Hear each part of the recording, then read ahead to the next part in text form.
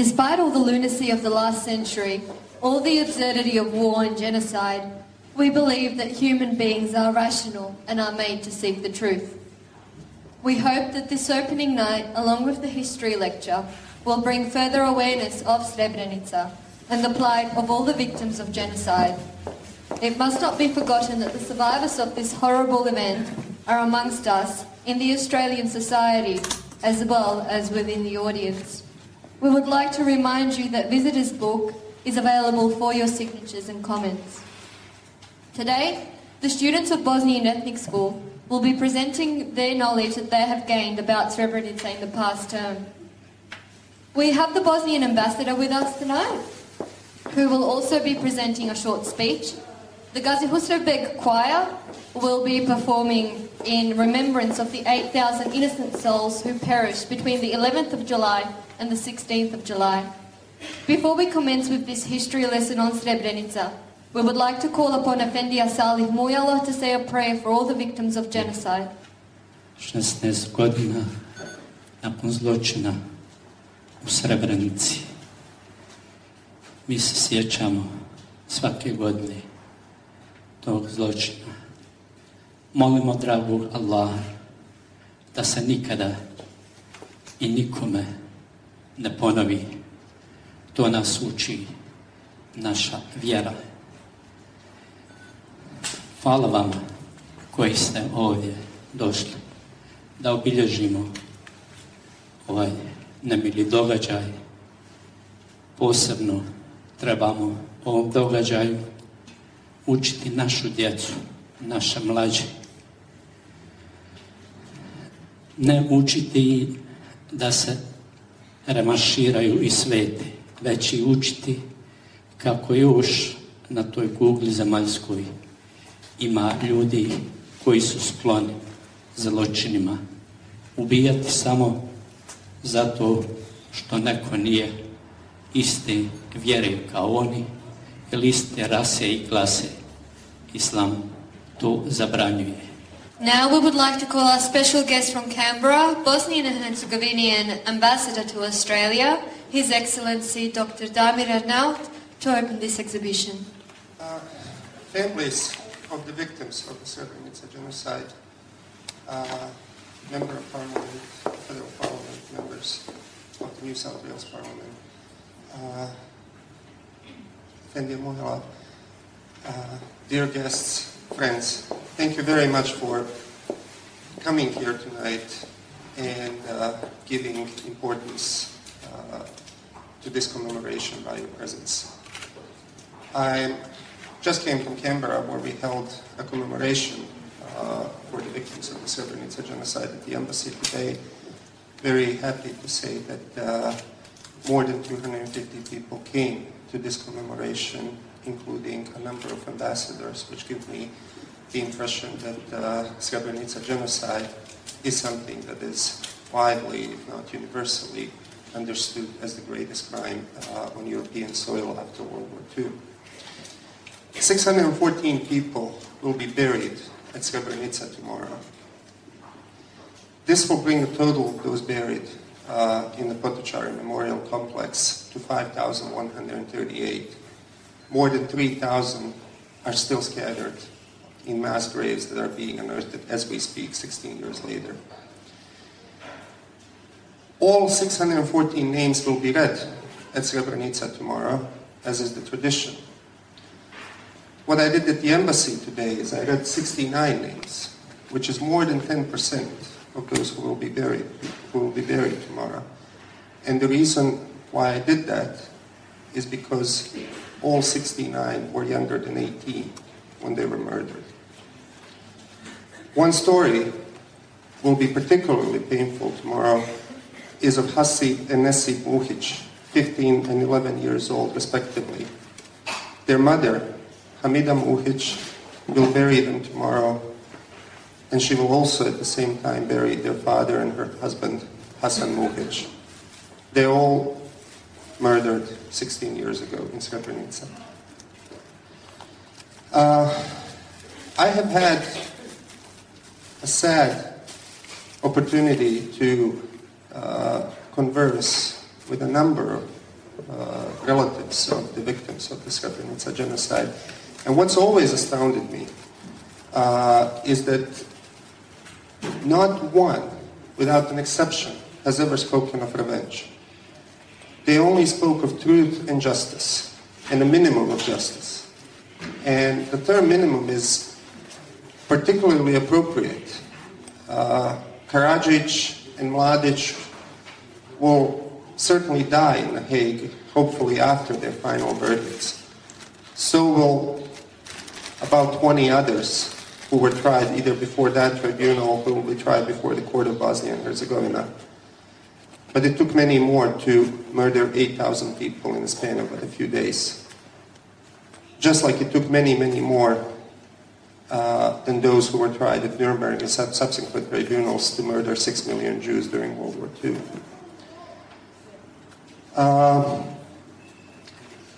As for the truth, it will be a long and perhaps never-ending process, which is precisely why gatherings like these are of particular importance.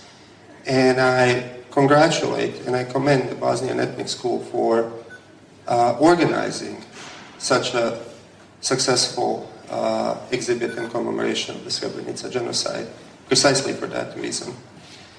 But it will be a long process. There are those who deny that Srebrenica genocide happened, despite the ICJ ruling that unequivocally states that these acts were carried out with the intent to destroy, in part, the group of Bosnian Muslims as such, and that accordingly these were acts of genocide as specified in the Genocide Convention, committed by the army of Republika Srpska.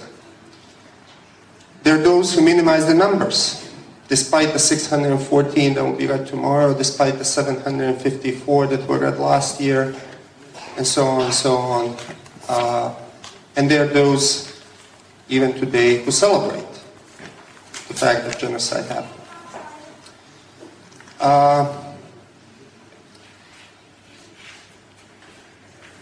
As a fairly young lawyer in the United States, some years back, I had the privilege to contribute to the work on several Holocaust restitution cases. Now, I knew going into that despite being by far the biggest murder in the history of mankind, Holocaust was also the greatest theft. And for far too long, those who profited from the Holocaust didn't pay any consequences. And I wasn't prepared, given the fact that it had passed, 60 years had passed, I wasn't prepared for the lengths that some countries went to hide the truth and avoid responsibility. They didn't succeed, but it took more than 50 years. Just a couple of days ago, an appeals court in one country awarded damages to the families, to the relatives of several victims of genocide at Srebrenica, because that country's soldiers turned them over on that fateful 11th of July to the Serb forces who shortly thereafter massacred them. I hope that with these commemorations, with these trials, and with these civil cases, we are indeed only at the beginning of a long but necessary pursuit of truth and justice. Thank you very much for being here today. I would like to call up onto the stage His Honor, Member of Parliament for Chifley, Mr. Ed Husic. Mr. Husic has been a great asset to the Bosnian community, and we are all very proud of his achievements. Please welcome Mr. Ed Husic.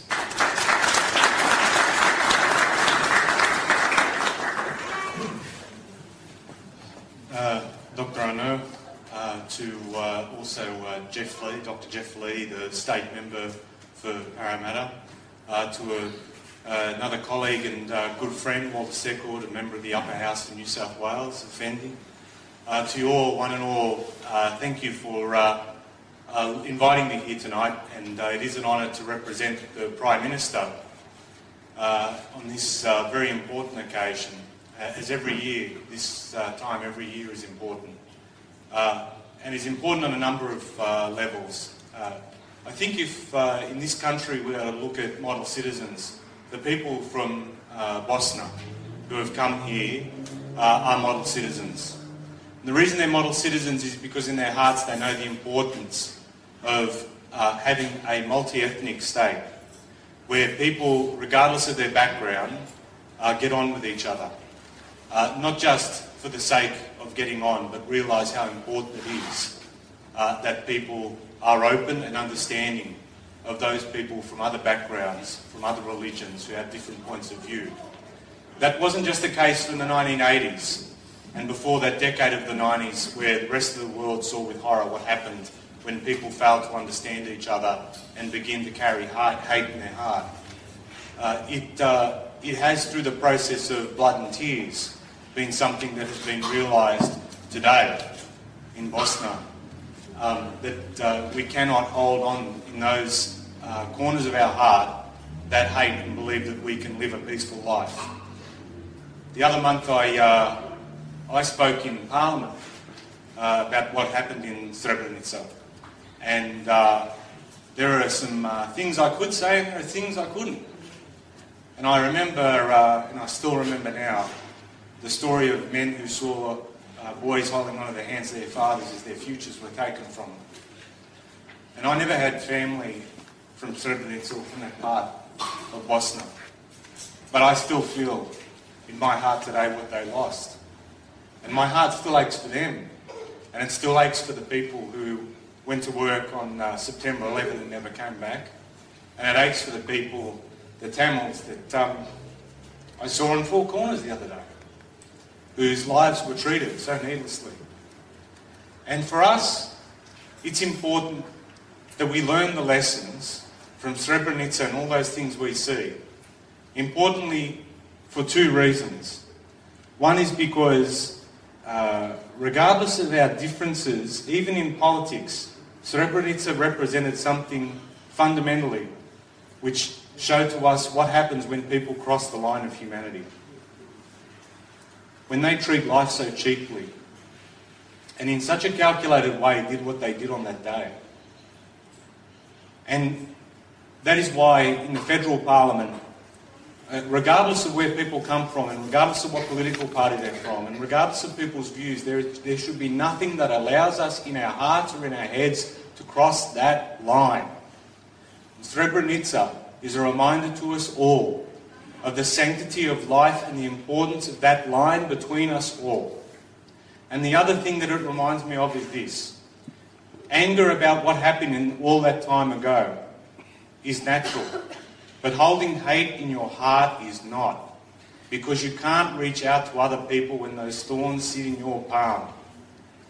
That we need to be able to work out a way to bridge across those differences. And Dr. Arno is right. This was not, no one speaks of revenge. People speak of justice.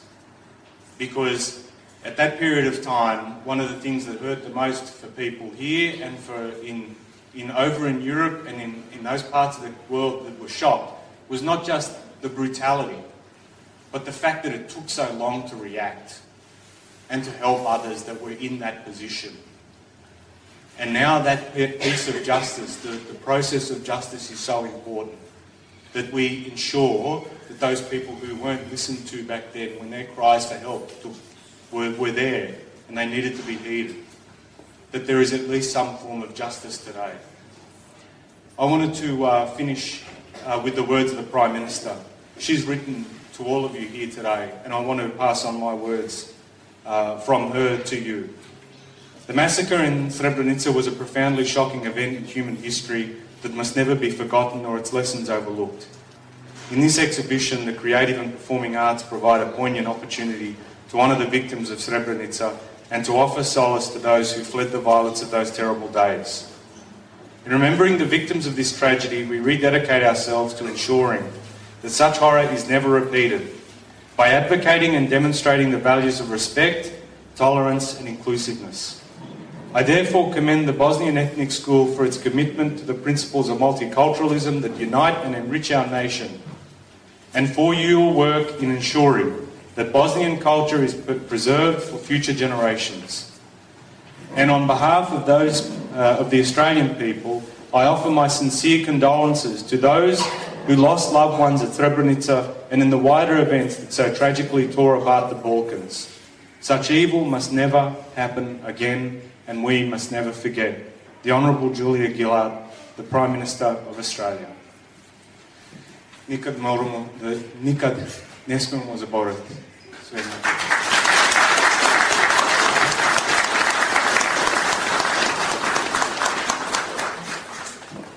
Thank you, Mr. Husic. I would like to call up onto the stage Dr. Jeff Lee, Member of Parliament for Parramatta.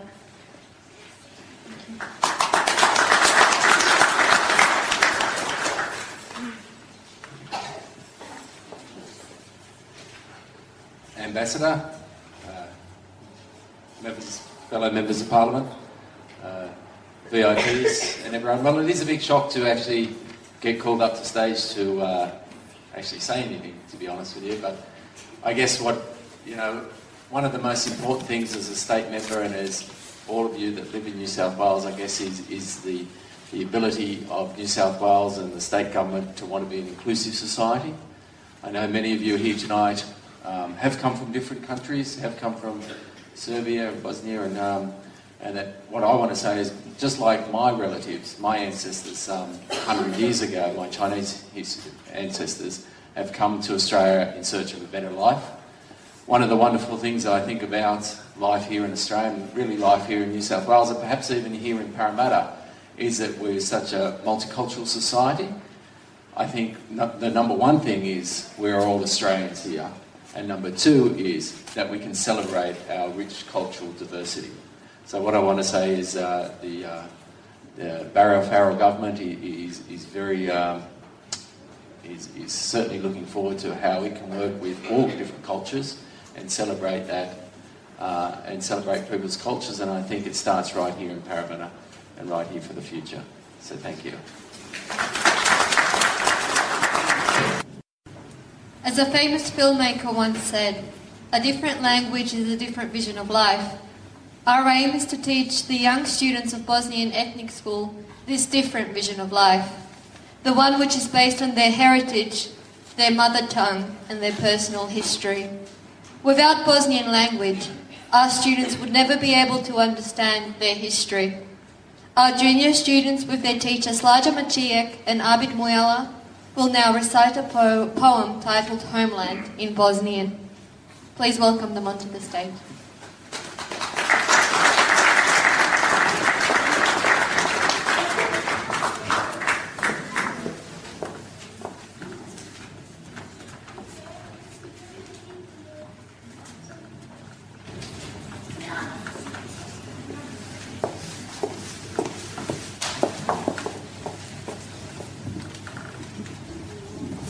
Domovina nije reč iz Pavonara, Izmet Vekrić. Domovina nije reč iz Pavonara i nije pejzaž što se samo gleda. Domovina to je pogled prepun žara i svaka travka što se nikom ne da. Domovina nije samo poslao buja što nas tijelo takne kad se noć povlači.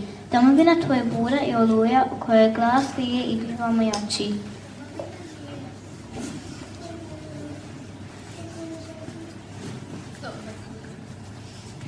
Domovina nije tek meklo uz glavi, na kome se čeka jutro vedro mlako.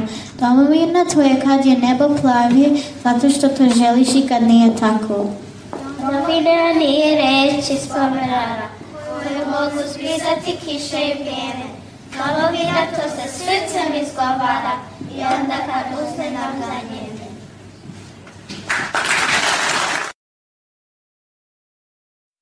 Now we're going to ask our digital media artist, Amina Husic, and our visual artist, Nujema Abdic, to tell us something about their work.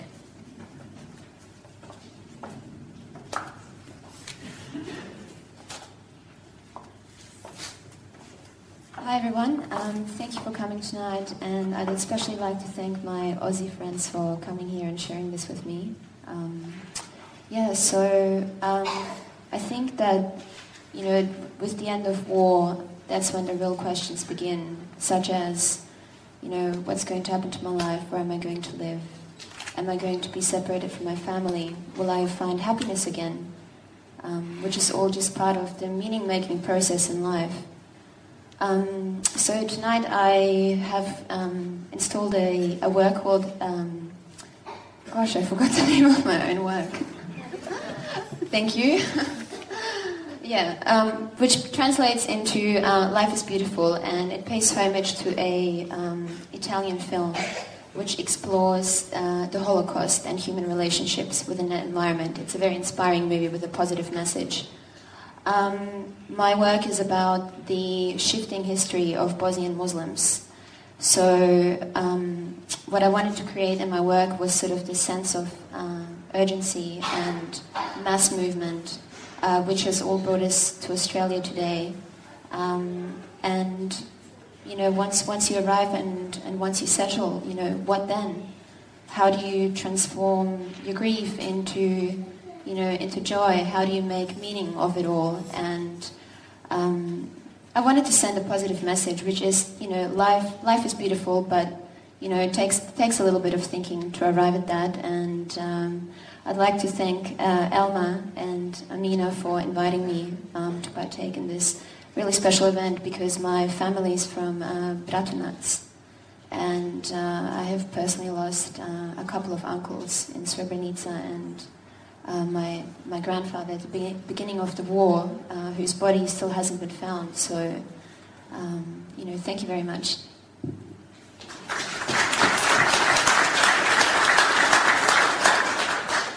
Thank you, Najima. Najima and I met at uni. We studied at Sydney College of the Arts together. We collaborated on a digital media work called Prayer for Srebrenica with the Bosnian Ethnic School. Me and Najima and another guy called Faruk Šalić, who couldn't be here today. And I don't know if some of you have seen it already. It was playing up the front. So that was basically a deeply spiritual work. And it just had a very clear-cut message that Srebrenica may not happen to anyone anyway. I've kind of tried to weave in a sort of tapestry of voices with the work. And yeah, so I worked upon that and made another painting which had hands in the form of prayer, which was supported by an adult's hands. I think the image is quite clear. Yeah, there's nothing too deep about it. It's just very symbolic about prayer and about guidance, how future generations need to be guided in order to come to healthy conclusions, and so that Srebrenica may never be repeated anyway. Yeah, so that's about it. Ladies and gentlemen, I present to you the Gazi Husrev Beg Choir and Thomas Talmax. Thank you.